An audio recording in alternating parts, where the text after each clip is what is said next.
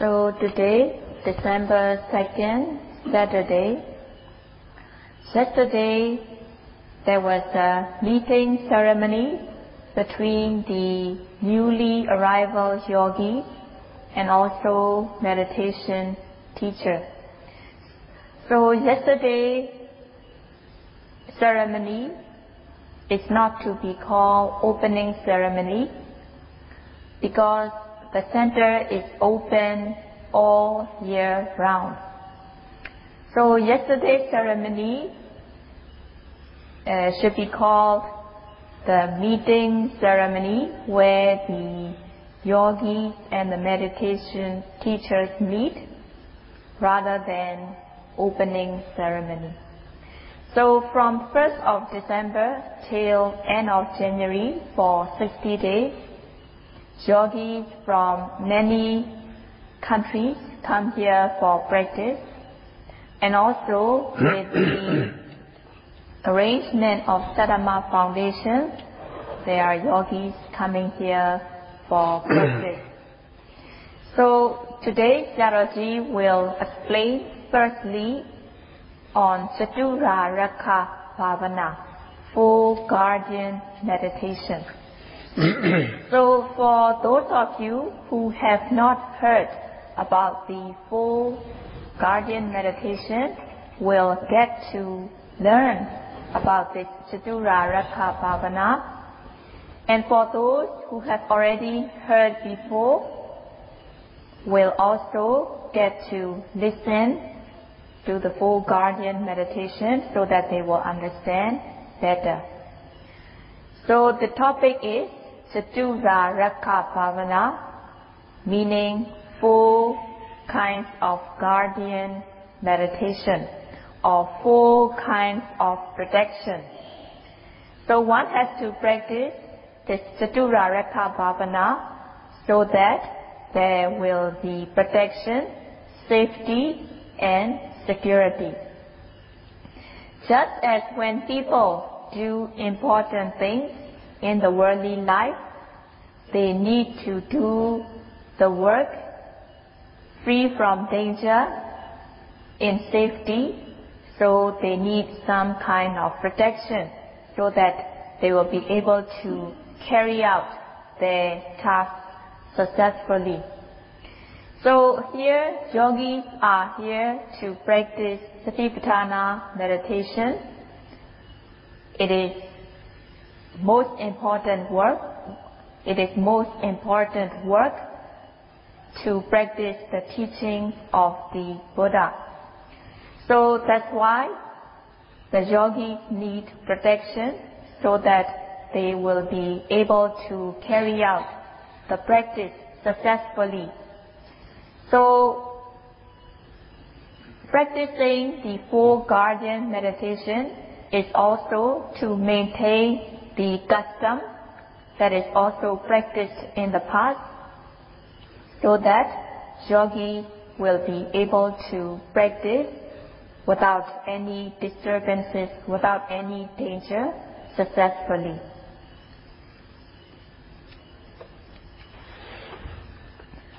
So the four kinds of guardian meditation are: the first one is Buddha Nusati, reflecting, contemplating on the virtue of the Buddha. The second one is Metta, permeating the loving kindness, permeating Metta, wanting the welfare of others.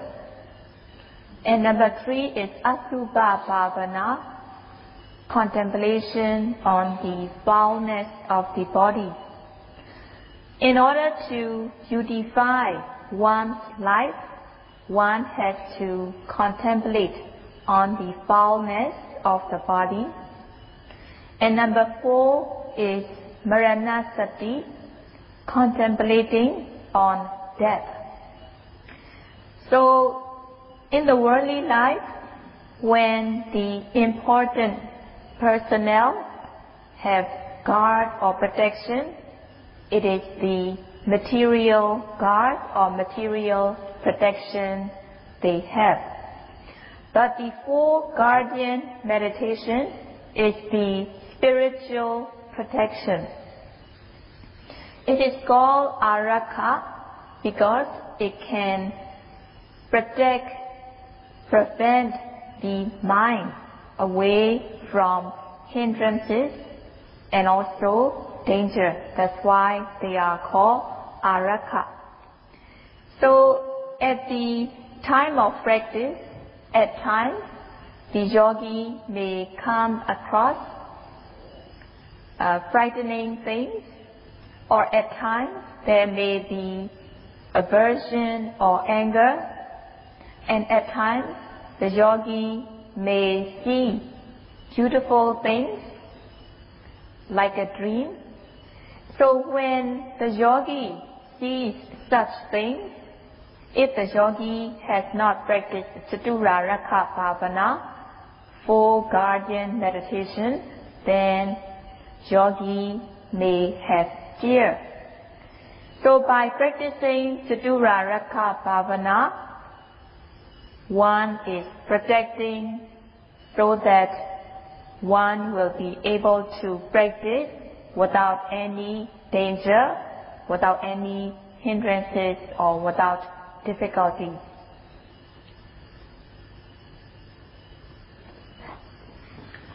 So just now, Sayadaw mentioned the most important work. Practicing Satipatthana meditation is most important. So it is more important than any other thing. So Satipatthana practice is important because it is beneficial. By practicing Satipatthana meditation, it will bring benefits. So one should follow the guidance given by the Buddha.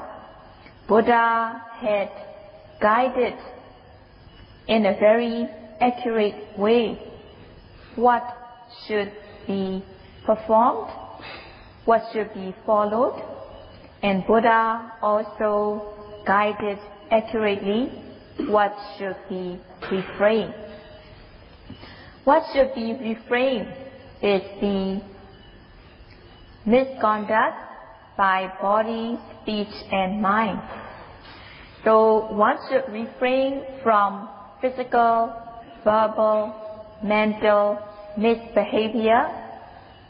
Buddha prohibited beings from these misconduct by body, speech, and mind. And Buddha also guided what is beneficial. So Buddha himself practiced, Buddha himself knew, and Buddha urged the being to perform these wholesome deeds.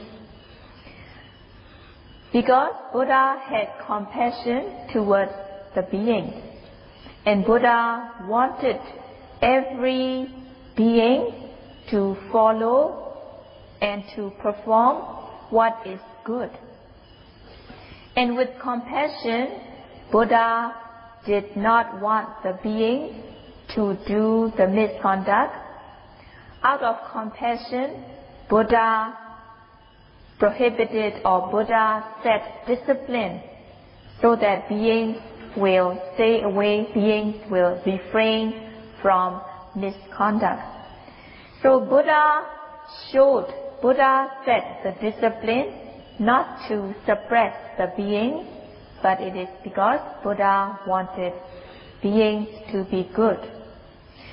So Buddha gave guidance and instruction with metta, and also Buddha set down the discipline with karuna, compassion. So one should follow the instruction and guidance given by the Buddha. As much as one can follow the guidance, one will benefit, and as much one can refrain from things that should be refrained, one will be away from harmful things. So it is the benefit of following the guidance and discipline set down by the Buddha. So there is definite instruction and guidance to bring benefit. It is called Dhamma. So Dhamma is the instruction or guidance given in a definite way to bring benefit. And the prohibition or the discipline to make beings, body, speech and mind proper is called Vinaya. So Dhamma is the instruction or guidance, and Vinaya is the discipline. So this Dhamma Vinaya doctrine and the discipline is called Sasana or teaching. So the guidance, guiding what is right, guiding the right things to do, and also the discipline, what should be refrained. So these teachings of the Buddha are called Buddha Sasana, and in another word, it can also be called the Buddhist culture. So when practicing the Buddhist culture, one's body, speech and mind will not be rude, but one's physical, verbal, mental behavior will be blameless, pure, clean, gentle and cultured. So the Dhamma Vinaya doctrine and the discipline, another word Buddha Sasana, teaching of the Buddha, are met by the human in this life.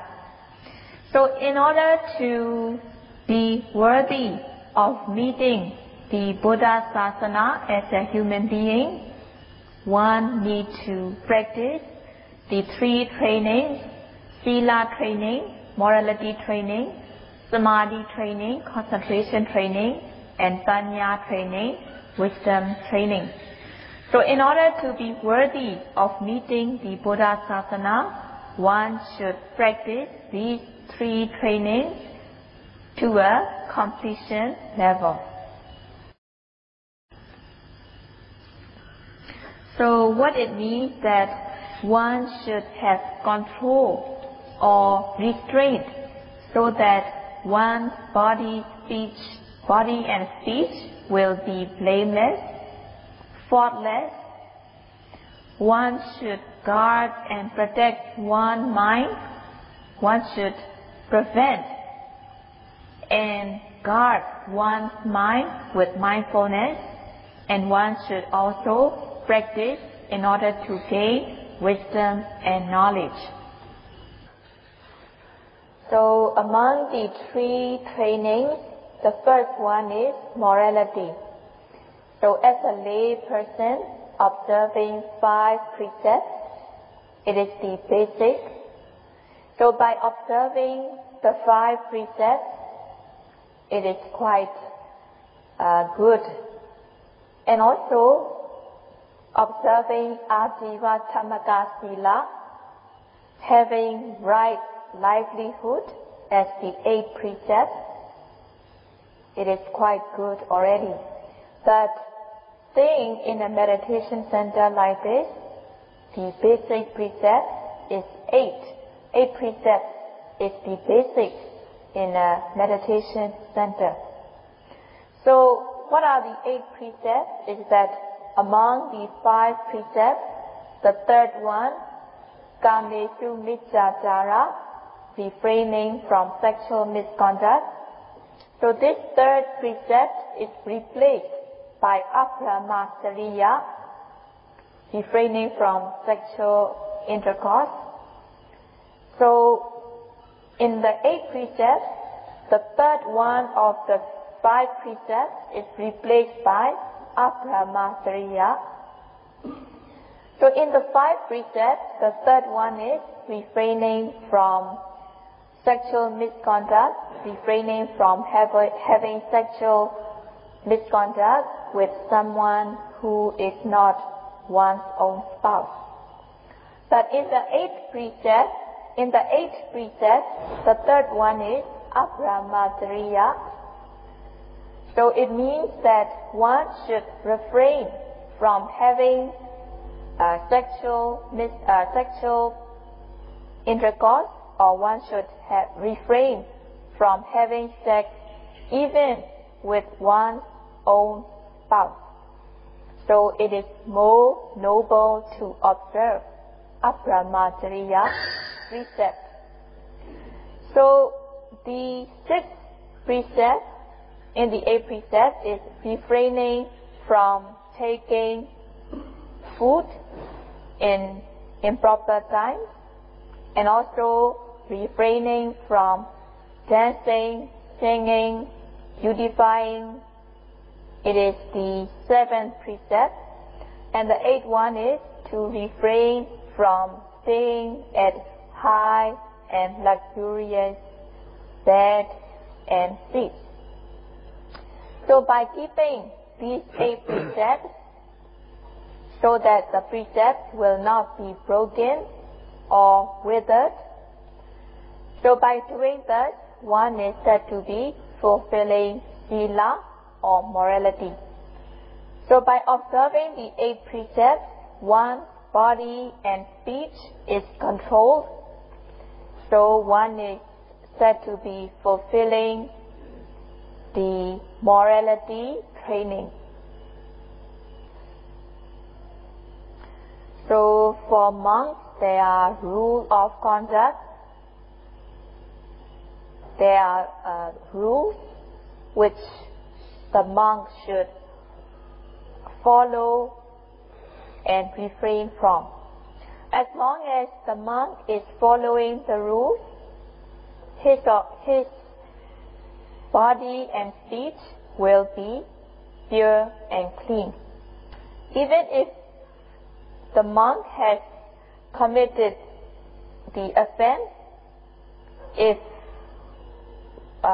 the monk confesses or follows according to the Vinaya, then the monk is said to have Sila Visuddhi, purification of morality. So as a lay person or a monk, by observing the respective Sila, then one's body and speech will be pure and clean. So by observing Sila, one is overcoming transgression. Merely observing Sila alone, one cannot overcome the defilements that can arise in the mind, and one cannot overcome the latent or dormant form of defilements. So in order to prevent and cure the kilesa, defilements that can arise in the mind, and in order to uproot the latent or dormant form of defilement, one needs to go on to practice samadhi and panya, concentration and wisdom. So the method of practicing samadhi and panya is already explained in the instruction given by the late Venerable Mahasi Sayadaw. So Sayadawji will not explain further. So by practicing, the yogis are said to be fulfilling the three trainings, Sila, Samadhi, Panya. And by practicing these three trainings, Sila, Samadhi, Panya, your body, speech, and mind will be pure, clean, gentle, and one will be free from the kilesa, defilement, which is burning. And by observing the Sila, Samadhi, Panya, one's body, speech, and mind will become pure, clean, gentle, and one is morally uplifted. and the body, speech and mind will become lovable. So in this way, you are said to be fulfilling the sasana within yourself. You are said to be cultivating the Buddhist culture within yourself. So by practicing the three trainings, one will be overcoming the gross, medium and refined form of defilement. So by this way, one's body, speech and mind will become pure, clean, gentle, courteous and lovable. And thus one's life is uplifted. Practicing in order to uplift oneself, one can encounter difficulties or hindrances.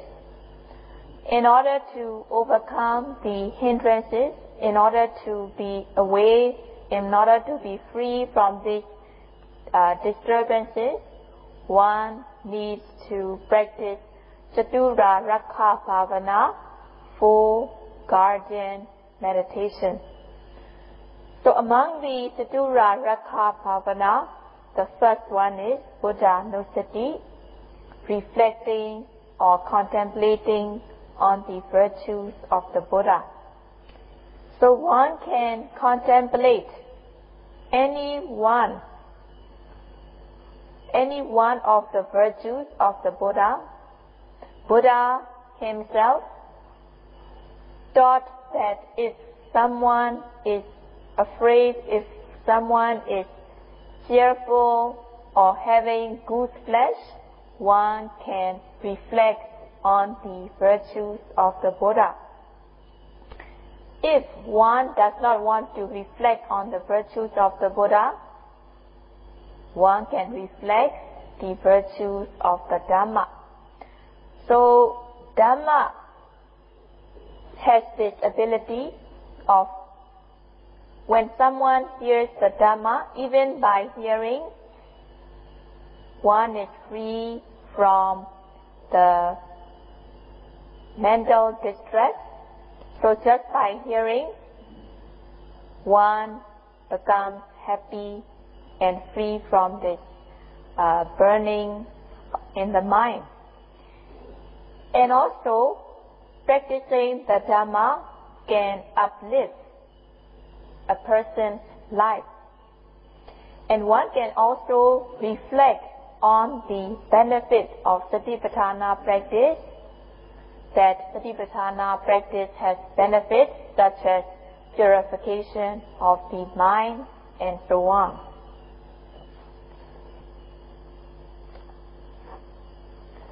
The second one is Metta, wanting the welfare of others.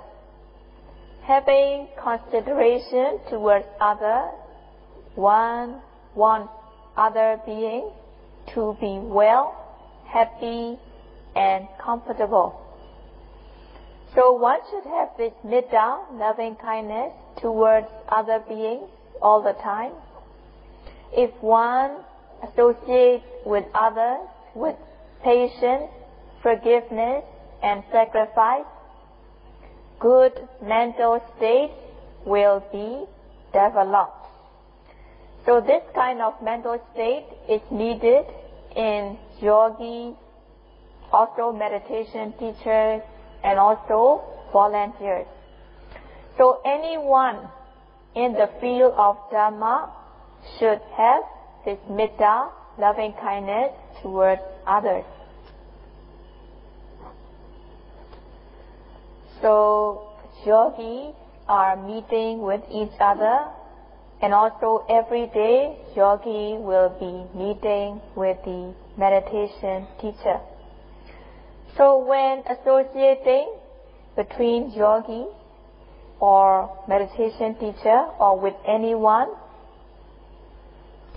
one needs metta, loving kindness, in order to make the relationship smooth. So there should be metta the might of metta is needed in associating with others. Sayadaw gives an example. If something is dry, it cannot stick to other dry objects. If one wants to glue two pieces of paper together, then if one puts glue on one side, and if one does not glue the other one, it will not stick well. In order to stick well, one should glue both sides. So when both objects have glue on, then these two objects will stick properly. So in the same way, when two sides are associating with each other, both sides should have metta, loving kindness, so that they can associate properly and the relationship will be smooth.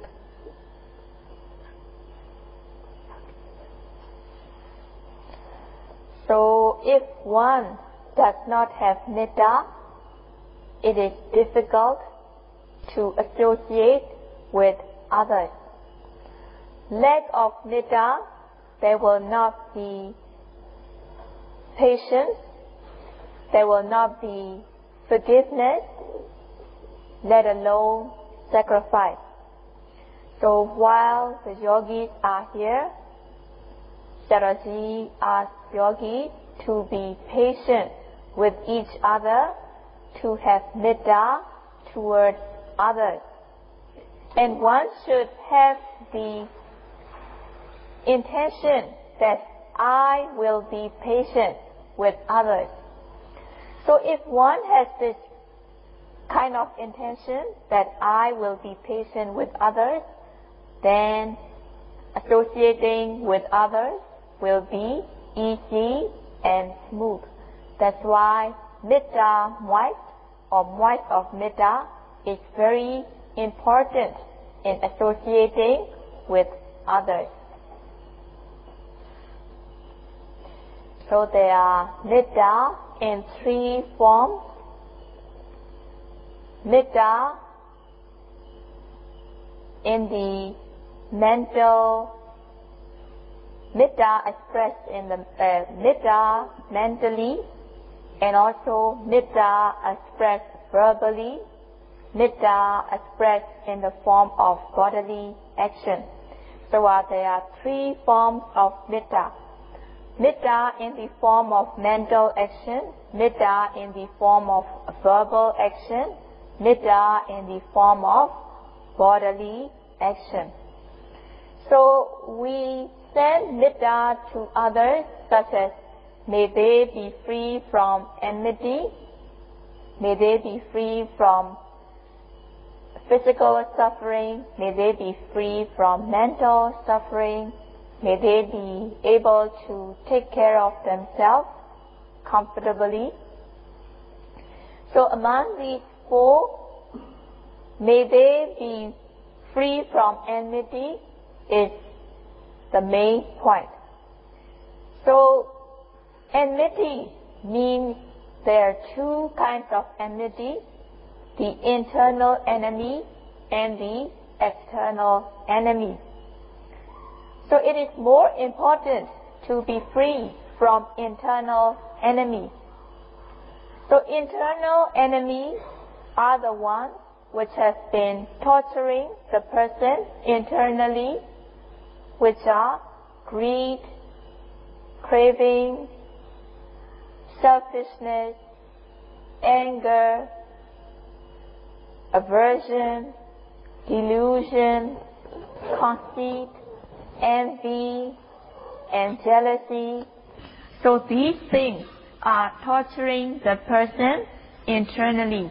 So these are the closest enemies. So if one is not free from this internal enemy, then one can end up into having danger. If one indulges in one greed and hatred, one will end up doing transgression, and thus one can meet with 4 kinds of danger. Danger of self-criticism or danger of self-blame. Second one is danger of criticism by the wise. And the third one is Dandabhaya, the danger of being punished by law. And the fourth one is Dukkhadaya, the danger of being reborn in 4 low existences as a consequence of one bad volition. So, when one radiates metta, may they be free from enmity. It means that may they be free from internal enemies such as lobha, dosa, moha, the internal enemies such as greed, hatred, and delusion. So if one indulges in these internal enemies, such as greed, hatred, and delusion, one will end up doing transgression and one will meet danger.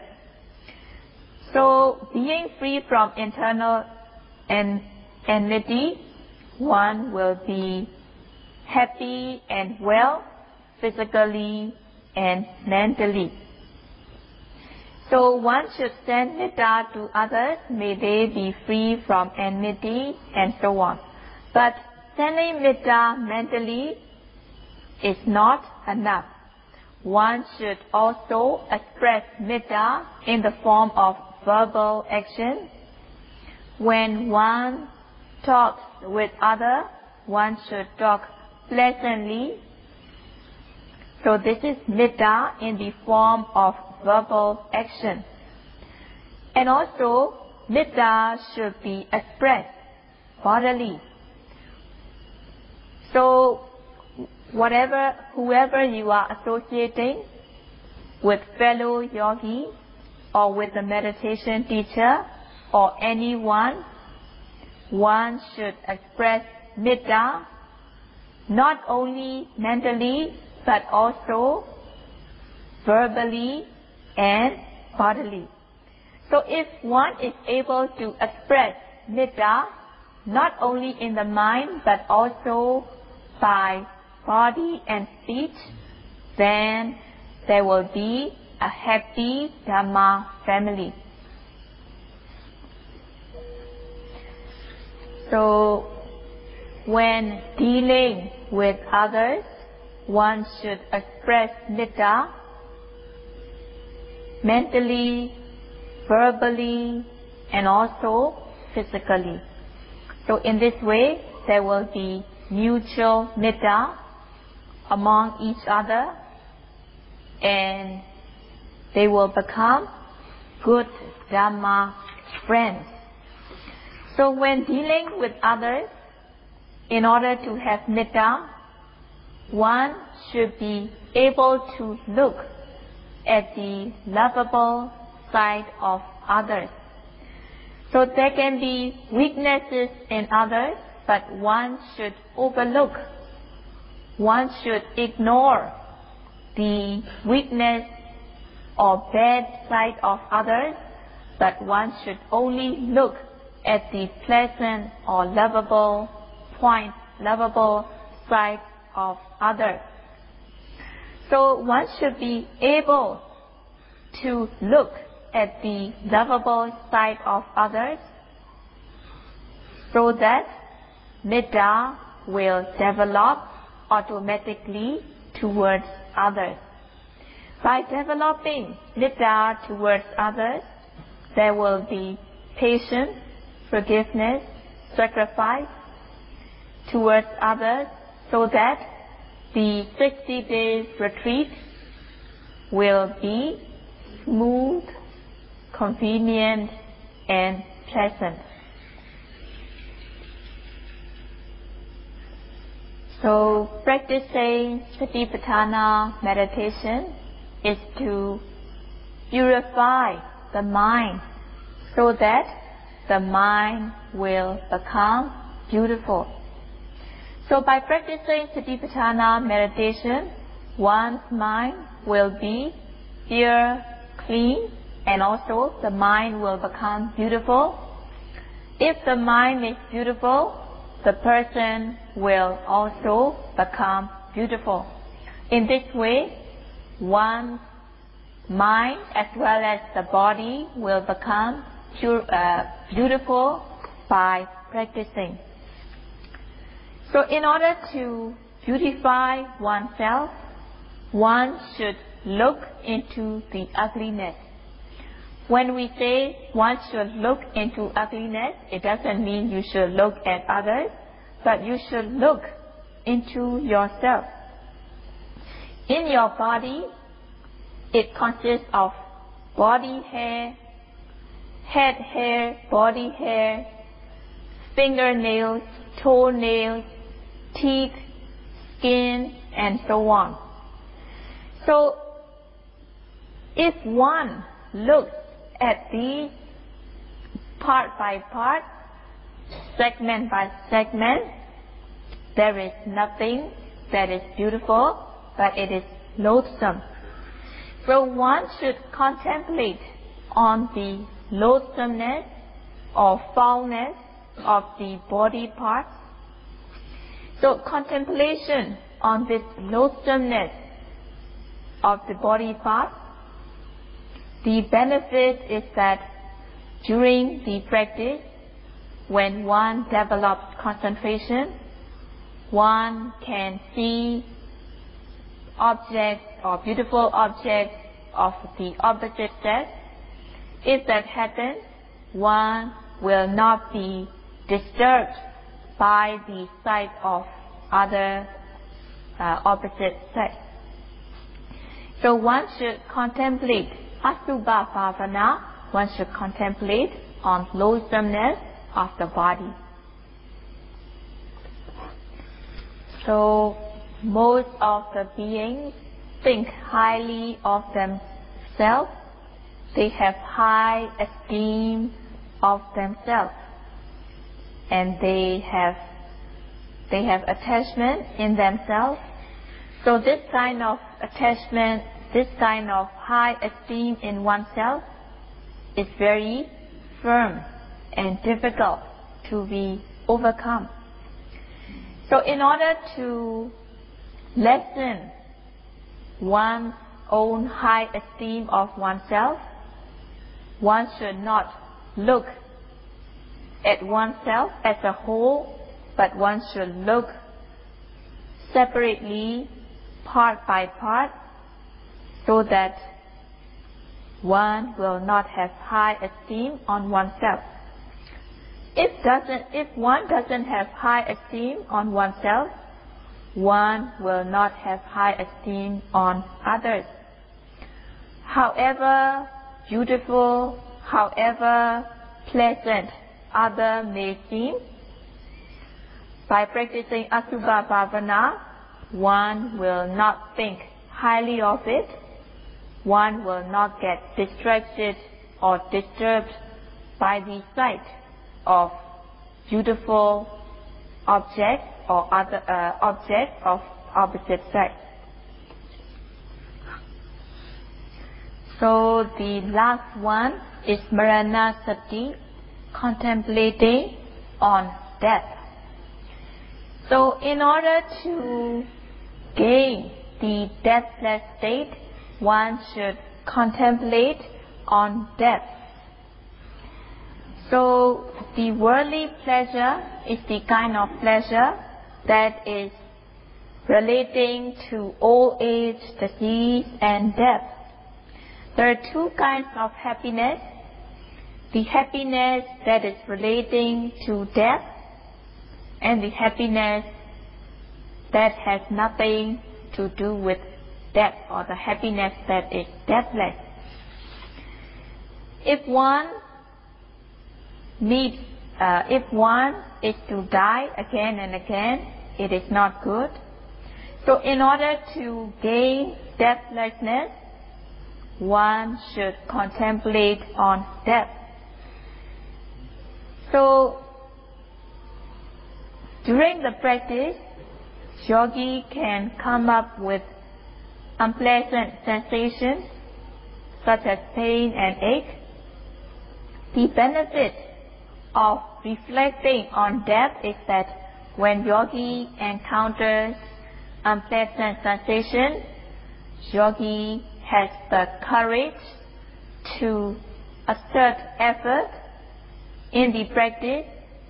Yogi has courage to go on with the practice without regard to one's own body and life.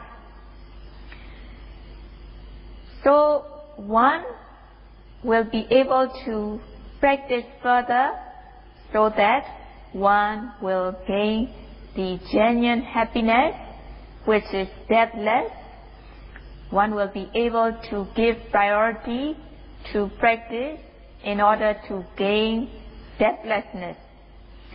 So Sayadaw guarantees that by practicing Satipatthana meditation, one can gain the deathless kind of happiness, one can gain the genuine kind of happiness by practicing Satipatthana meditation. So the 4 kinds of meditation mentioned is called Chatura Rakha Bhavana, 4 guardian meditation. So every day in one sitting, you can do 5 minutes altogether in just one sitting per day. So it is sufficient to do 5 minutes in each day. May you all be able to practice 4 guardian meditation so that when you come across difficulty or hindrances, you will be able to overcome them. And may you all be able to practice smoothly in the 60-day retreat. And may you all be able to practice hard, diligently, so that you will attain deathlessness. Diligently, so that you will attain deathlessness. Diligently, so that you will attain deathlessness.